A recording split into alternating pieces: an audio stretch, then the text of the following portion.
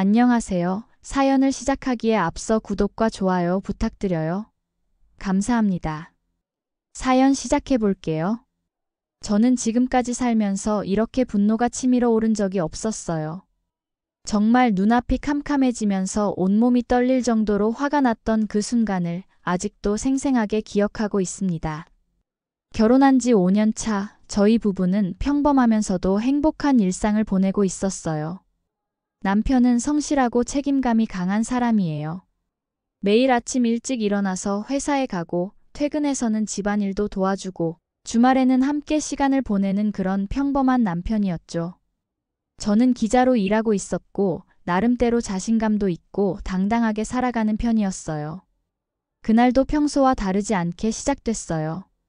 남편이 아침에 일어나서 회사에서 부부 동반 모임이 있다고 하면서 같이 가줄 수 있냐고 물어봤어요. 저는 흔쾌히 대답했죠. 남편 회사 사람들과 한 번씩 만나는 것도 나쁘지 않다고 생각했거든요. 남편은 중소기업에 다니고 있었는데 그래도 업계에서는 나름 알려진 회사였어요. 특히 고객 서비스와 품질 관리로 평판이 좋은 곳이었죠. 그런데 그날 오후에 갑자기 긴급 취재가 들어왔어요. 중요한 제보가 들어와서 확인 취재를 나가야 했던 거죠. 남편에게 연락해서 조금 늦을 것 같다고 미리 말해뒀어요. 남편은 항상 이해심이 많았어요. 제 일을 존중해주고 바쁠 때는 혼자서도 잘 처리해주곤 했죠. 취재를 마치고 급히 택시를 타고 식당으로 향했어요. 평소보다 화장도 진하게 하지 못했고 옷도 아침에 입었던 정장 차림 그대로였지만 그래도 늦지 않게 도착하려고 서둘렀어요. 입구에서 신발을 벗고 안으로 들어가는데 갑자기 큰 소리가 들렸어요. 누군가 화를 내는 목소리였어요. 저는 발걸음을 멈췄어요. 혹시 남편을 부르는 소리인가 싶어서 조심스럽게 문 쪽으로 다가갔어요. 그리고 남편이 목소리가 들렸어요. 평소보다 훨씬 작고 위축된 목소리로 사과하는 말을 하고 있었죠. 저는 가슴이 덜컥 내려앉았어요. 문틈으로 살짝 들여다보니 남편이 한 남자 앞에서 고개를 숙이고 서 있었어요. 그 남자는 40대 후반쯤 되어 보였는데 얼굴이 벌겋게 달아올라 있었어요. 술을 꽤 마신 것 같았죠. 다른 사람들은 모두 조용히 지켜보고 있었어요. 몇몇은 불편한 표정을 짓고 있었지만 아무도 말리지 않았어요. 오히려 고개를 돌리거나 술잔을 들여다보며 시선을 피하고 있었죠. 그 부장이라는 사람이 남편에게 온갖 모욕적인 말을 퍼붓고 있었어요. 운도 실력이라고 하면서 한심하다고 하고 네 주제에 진급을 바라냐면서 비웃고 있었죠. 남편은 계속 고개를 숙이며 사과하고 있었어요. 그런데 그 순간 그 부장이 정말 충격적인 말을 했어요. 이대리 그렇게 안 입고 오면 진급해야지. 어때? 진급하고 싶어? 그럼 어디 한번 꿇어봐. 그리고 남편의 어깨를 거칠게 밀쳤어요. 남편이 비틀거렸지만 넘어지지는 않았어요. 하지만 더 깊게 고개를 숙였죠. 모든 사람들 앞에서 남편을 대놓고 조롱하며 무릎 꿇으라고 하는 그 부장의 표정은 진지했어요. 아니, 진지하다기보다는 남편을 괴롭히는 것을 즐기고 있는 것 같았어요. 남편은 두 주먹을 꽉 쥐고 고개를 숙이고 있었어요. 그 순간 저는 더 이상 참을 수가 없었어요. 문을 벌컥 열고 들어갔어요. 모든 사람들의 시선이 저에게 쏠렸어요. 남편은 깜짝 놀란 표정으로 저를 바라봤고 그 부장은 짜증스러운 얼굴로 저를 쳐다봤어요. 지금 뭐 하는 짓이죠? 당신은 회사에서 직원을 이런 식으로 대합니까? 박 부장은 저를 위아래로 훑어보더니 비웃듯이 대답했어요. 당신이 회사 일에 왜 참견해? 이건 우리 회사 내부 일이야. 내부 일이라고요? 여기 다른 분들도 다 보고 계시는데 이게 내부 일인가요? 그리고 직원에게 무릎 꿇으라고 하는 게 정상적인 회사 일인가요? 주변 사람들이 웅성거리기 시작했어요. 몇몇은 고개를 끄덕이며 제 말에 동조하는 것 같았어요. 박 부장이 목소리를 높이면서 남편에게 저를 좀 조용히 시키라고 했어요. 남편이 저에게 다가와서 괜찮다면서 집에 가자고 조용히 말했어요. 하지만 저는 움직이지 않았어요. 대신 박 부장을 똑바로 쳐다보며 갑질이라는 말을 들어봤느냐고 물어봤죠. 갑질? 뭔 갑질이야? 이건 그냥 업무 지도야. 업무 지도가 무릎 꿇으라고 하는 거예요? 여러 사람 앞에서 모욕을 주는 게 업무 지도라고요? 박 부장이 비웃으며 예전에 비하면 이런 건 아무것도 아니라고 했어요. 그때 저는 핸드백에서 명함을 꺼냈어요. 그리고 박 부장에게 건네면서 제 명함을 한번 보라고 했어요. 박 부장이 명함을 받아서 보더니 얼굴이 굳어졌어요. 기자? 당신이 기자라고? 네, 맞아요. 사회부 기자예요. 순간 식당 안이 조용해졌어요. 모든 사람들이 저와 박 부장을 번갈아 보고 있었어요. 박 부장은 그래서 뭐냐면서 기자라고 겁주려고 하냐고 했지만 목소리에서 처음의 기세는 사라져 있었어요. 겁주는 게 아니라 사실을 말씀드리는 거예요. 방금 제가 본 것, 들은 것들이 내일 아침 기사에 실린다면 어떨까요?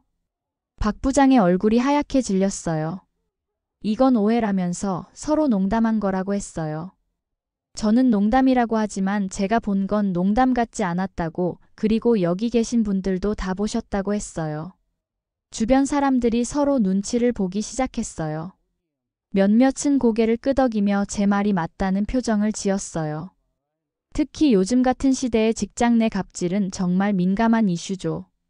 한번 기사가 나가면 회사 이미지는 물론이고 개인적으로도 큰 타격을 받을 수밖에 없어요. 그러니까 이건 정말 오해야. 나는 그냥 오해가 아니라 제가 직접 본 거예요. 그리고 여기 계신 분들도 다 목격자예요. 그때 입구에서 한 남자분이 다가왔어요. 정장을 말끔하게 차려입으신 걸 보니 회사의 임원급인 것 같았어요. 박 부장, 이게 무슨 일이지? 장인어. 아, 사장님 이건. 사장님이었어요. 박 부장이 그렇게 무시하고 함부로 대하던 남편의 회사 사장님이 바로 여기 계셨던 거예요. 사장님이 저에게 정중하게 인사했어요. 죄송합니다. 제가 사장 김희갑입니다. 불쾌한 일을 당하셨군요. 안녕하세요, 사장님. 저는 이강수 대리 아내이고 기자로 일하고 있어요. 사장님의 표정이 더욱 심각해졌어요. 기자님이시군요. 정말 죄송합니다. 우리 회사에서 이런 일이 일어날 줄은 몰랐어요. 그리고 박 부장을 향해 날카로운 시선을 보냈어요. 박 부장, 설명해봐. 지금 뭘 한 거야? 사장님, 이건 오해예요. 그냥 부하 직원이 실수를 해서 지도를 한 것뿐이에요. 지도? 무릎 꿇으라고 하는 게 지도야? 지금이 몇 년도인데. 아직도 그런 구닥다리 정신머리로 회사를 운영하겠다는 거야? 사장님의 목소리가 점점 커졌어요. 주변 사람들도 숨을 죽이고 지켜보고 있었어요. 박 부장이 정말 그런 뜻이 아니었다고 변명했지만 사장님은 그런 뜻이 아니었다면 뭔 뜻이었냐고, 여기 이렇게 많은 사람들 앞에서 직원에게 모욕을 주는 게 도대체 어떤 뜻이었냐고 반박하셨어요. 사장님이 저를 다시 바라보면서 정말 죄송하다고 하셨어요. 회사가 이런 식으로 운영되고 있다고 생각하면 안 된다면서 이건 정말 개인의 잘못된 행동이라고 하셨어요. 사장님, 저도 처음엔 개인의 문제라고 생각했어요. 하지만 여기 계신 다른 분들이 아무도 말리지 않는 걸 보니까 혹시 이런 일이 평소에도 있었던 건 아닌가 싶어서요. 사장님의 얼굴이 더욱 굳어지셨어요. 다른 분들에게 평소에도 이런 일이 있었냐고 물어보셨어요. 몇몇 직원들이 서로 눈치를 보더니 한 명이 용기를 내서 말했어요. 박 부장님이 심하게 목소리를 높이시거나 심하게 야단을 치시는 경우가 종종 있었다고 대답했어요. 다른 직원도 거들면서 회식 자리에서도 부하 직원들한테 술을 강요하시거나 하는 일이 있었다고 했어요. 박 부장, 이게 사실이야? 박 부장은 아무 말도 하지 못했어요. 얼굴이 새하얗게 질려서 땀을 뻘뻘 흘리고 있었어요. 회사를 위해서 하며 변명을 시도했지만 사장님이 회사를 위해서 직원들을 괴롭힌다고 하냐면서 이게 회사를 위하는 거냐고 반박하셨어요.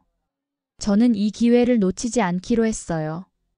사장님, 사실 저희 신문사에서도 요즘 직장 내 갑질 문제를 집중적으로 다루고 있어요. 특히 중소기업의 경우에는 더욱 심각한 경우가 많다고 들었거든요.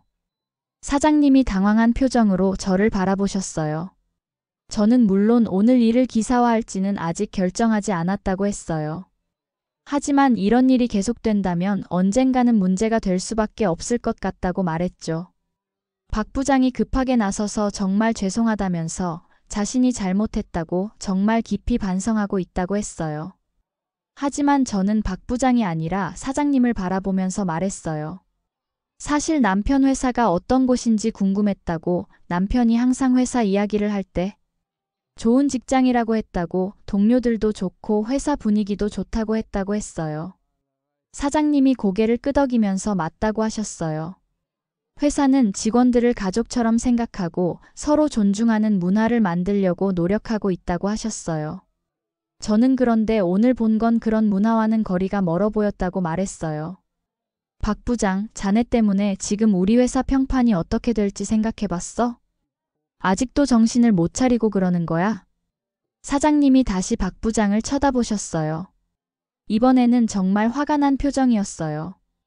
박 부장이 정말 죄송하다고 했지만 사장님은 남편한테 당장 사과하라고 하셨어요. 박 부장이 남편에게 다가가서 고개를 숙이면서 정말 미안하다고 자신이 너무 심했다고 사과했어요. 하지만 사장님은 그것만으로는 부족하다는 표정이었어요. 그것뿐이냐면서 기자님한테도 사과해야 한다고 하셨어요. 박 부장이 저에게도 고개를 숙이면서 정말 죄송하다고 자신이 잘못 생각했다고 사과했어요. 저는 잠시 생각해보다가 말했어요. 사과는 받겠어요. 하지만 진짜 중요한 건 앞으로예요. 이런 일이 다시 반복되지 않을 거라는 확신을 어떻게 가질 수 있을까요? 사장님이 단호하게 말씀하셨어요. 제 말씀이 맞다면서 회사에서 이런 일이 다시는 일어나지 않도록 하겠다고 하셨어요. 마지막으로 박 부장에게 내일 아침에 사무실로 오라고 하셨어요. 박 부장의 얼굴이 더욱 하얗게 질렸어요. 식사는 어색한 분위기 속에서 마무리됐어요. 사장님은 계속 저와 남편에게 사과하셨고 다른 직원들도 불편한 표정이었어요. 박 부장은 거의 말을 하지 않고 있었어요. 며칠 후 남편이 회사에서 돌아와서 놀라운 소식을 전해줬어요. 박 부장이 사표를 냈다는 거였어요. 저는 정말이냐고 물어봤어요. 남편이 그런데 그게 끝이 아니라면서 알고 보니까 박 부장이 사장님의 사위였다는 거예요. 저는 깜짝 놀랐어요. 그런데 사장님 딸이 박 부장의 행동 때문에 예전부터 고민이 많았나 보다고 했어요. 회사에서도 문제고 집에서도 문제였던 거라고 했어요. 남편의 말을 들어보니 박 부장은 평소에도 문제가 많은 사람이었던 것 같았어요.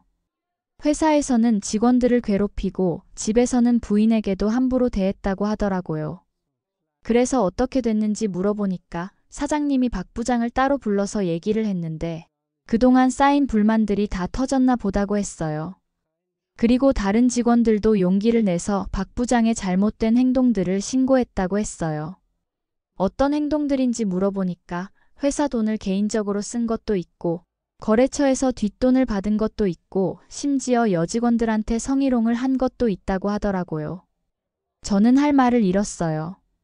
그런 사람이 회사에서 부장 자리에 있으면서 다른 직원들을 괴롭혔다니. 그래서 결국 어떻게 된 거냐고 물어보니까 사장님이 더 이상 참을 수 없다고 하면서 사표를 내든지 아니면 징계위원회에 회부하겠다고 했다고 해요. 그래서 박 부장이 사표를 낸 거라고 했어요. 그리고 더 놀라운 건 이혼 절차를 밟고 있다고 하더라고요. 사실 예전부터 생각하고 있었는데 이번 일이 터지면서 성희롱 논란까지 터진 게 결정적인 계기가 된 것 같다고 했어요. 며칠 더 지나서 남편이 또 다른 소식을 가져왔어요. 박 부장 소식을 들었다면서 다른 회사에 입사하려고 했는데 이상하게 다 떨어진다고 하더라고요. 왜냐고 물어보니까 알고 보니까 사장님이 다른 회사들한테 박 부장에 대한 정보를 공유했나 보다고 했어요. 물론 사실만 얘기한 거였겠지만요.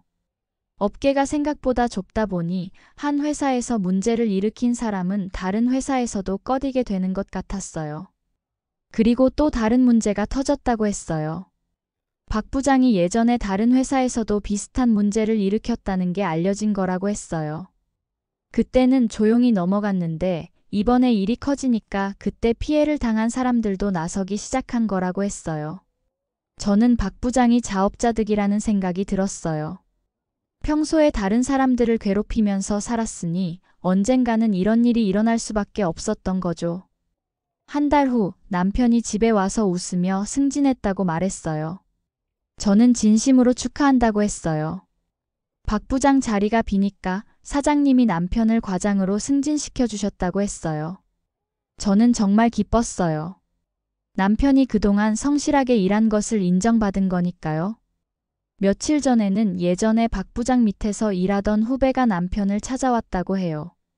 정말 감사하다면서 남편 덕분에 회사 다니는 게 이렇게 즐거울 수 있다는 걸 처음 알았다고 했다더라고요. 그런 말을 들을 때마다 저는 정말 뿌듯해요. 그날 제가 한 일이 이렇게 많은 사람들에게 긍정적인 영향을 미쳤다니. 남편이 제 덕분에 자신도 많이 변한 것 같다고 했어요. 어떻게 변했는지 물어보니까 예전에는 참는 게 미덕이라고 생각했는데 이제는 참아야 할 때와 맞서야 할 때를 구분할 줄 알게 됐다고 했어요. 저도 그 말에 동감해요. 무조건 참는 것이 좋은 건 아니에요. 때로는 맞서서 옳은 것을 주장해야 할 때가 있어요. 요즘 뉴스를 보면 직장 내 괴롭힘이나 갑질 관련 기사들이 자주 나와요. 그럴 때마다 그날 일이 생각나요. 그리고 다시 한번 느껴요. 제가 한 일이 옳았다고. 지금까지 이런 일들을 겪으면서 깨달은 게 있어요. 세상에는 두 종류의 사람이 있다는 거예요. 잘못된 것을 보고도 침묵하는 사람과 용기를 내서 맞서는 사람. 저는 항상 후자가 되고 싶어요. 물론 쉽지 않은 일이에요. 때로는 손해를 볼 수도 있고 위험할 수도 있어요. 하지만 그래도 옳은 일을 해야 한다고 생각해요. 앞으로도 비슷한 상황이 생긴다면 저는 똑같이 행동할 거예요. 사랑하는 사람을 그리고 옳은 것을 지키기 위해서요. 이것이 제가 겪은 일의 전부예요. 복수라고 하기에는 너무 당연한 일이었고 정의를 실현했다고 하기에는 너무 작은 일이었을지도 몰라요. 하지만 저에게는 정말 의미 있는 경험이었어요. 지금 이 글을 읽으시는 분들도 언젠가 비슷한 상황에 놓인다면 용기를 내셨으면 좋겠어요. 잘못된 것을 보고도 침묵하지 마시고 옳은 것을 위해 목소리를 내세요. 그것이 여러분 자신을 위해서도 그리고 우리 모두를 위해서도 필요한 일이니까요. 제 긴 이야기를 끝까지 들어주셔서 감사합니다. 구독과 좋아요, 알림 설정까지 잊지 마세요.